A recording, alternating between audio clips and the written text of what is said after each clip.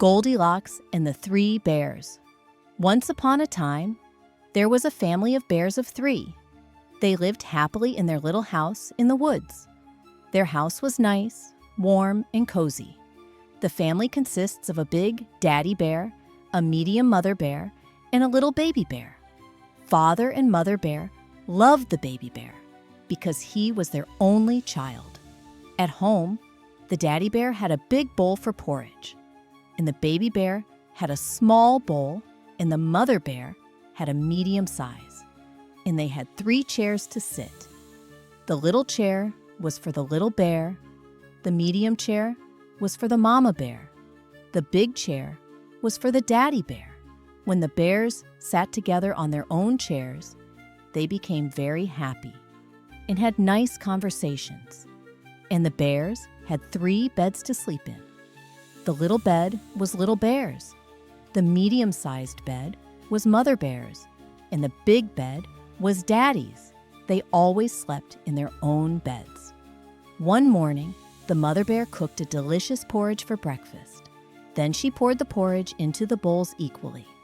The little bowl was for the little bear, the middle bowl for the mommy bear, the big bowl for the daddy bear.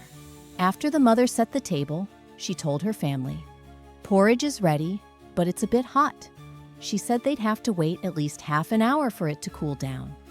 Father bear and baby bear shared the same idea as mother bear. They walked into the woods, left the bowls uncovered to chill.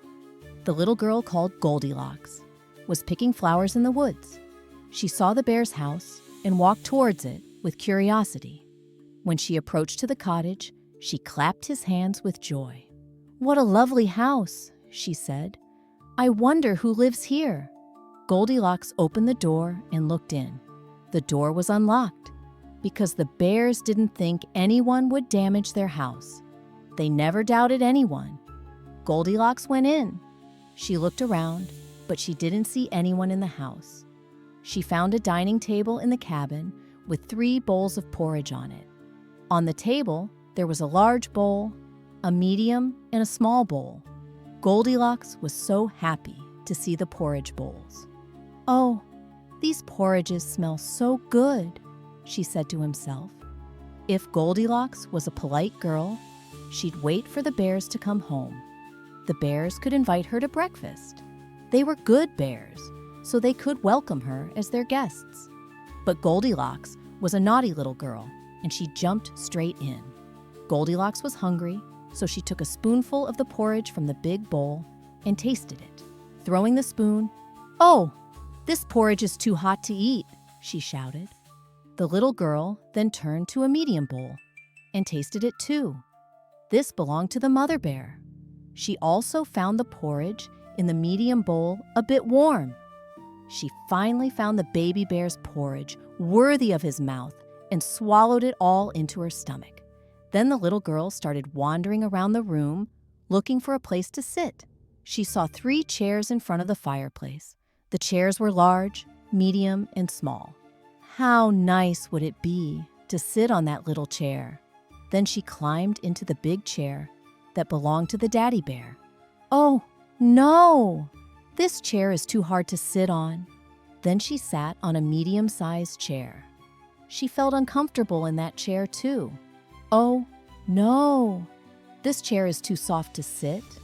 Then she decided to sit in the smallest chair. She was so harsh to the chair, so she broke the chair. The little girl fell on the floor. She looked around and recovered after a while. She was very sleepy from the food she ate. She went to the bedroom. The bedroom was very carefully and tastefully furnished. She saw 3 beds next to each other in the bedroom. There were beautiful sheets on every bed. "Oh," she said by yawning, "I'm sleepy too." Goldilocks wanted to lay down on Papa Bear's bed first, but the bed was too high for her to get on. Then she wanted to try the mother bear's bed. It was high too. Finally, she laid down on the little bear's bed. This bed was perfect for Goldilocks. Goldilocks fell asleep on it. While she was in deep sleep, the bears returned from the walk. They were surprised to see their cabin door open. They went into the house and headed straight to the table to eat their porridge. Papa Bear saw his own bowl and knew someone had messed up his porridge. He looked at his bowl and saw his spoon wasn't in the bowl. He grunted with his loud, rude, and majestic voice.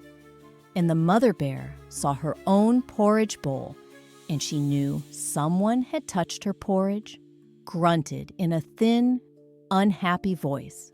Then the baby looked at his own bowl.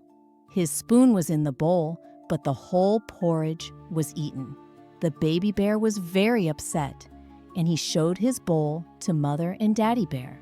They were both surprised that Little Bowl was empty. Then they saw their chairs by the fireplace. The father knew someone was sitting on the bear chair. He grunted with his muffled, rude, loud voice, and the mother bear grunted when she saw her own chair. Who could have sat on our chairs? And when the baby bear saw his chair, he realized it was broken, and he grunted with his weak, tiny voice. Then the bears thought it was necessary to do more research, and they went to the bedroom. Goldilocks had pulled Daddy's big bear pillow and dropped it on the floor. "I think someone slept in my bed," said Papa Bear. Goldilocks also had dropped Mama's pillow on the floor. Mama Bear walked into her own bed. "Somebody slept in my bed too," Mama Bear said. The bed was in total mess.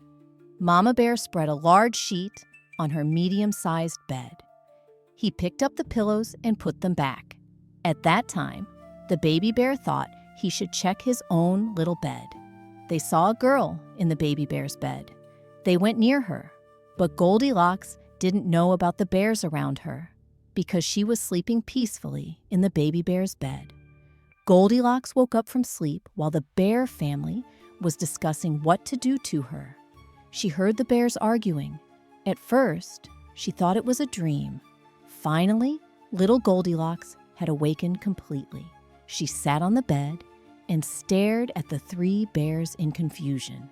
Then suddenly, she jumped out of bed and threw herself out from the open door. She started running as fast as she could. She didn't stop until she reached her own house. She got home safe and sound. It was a good lesson for Goldilocks, and she never touched anything that wasn't hers anymore.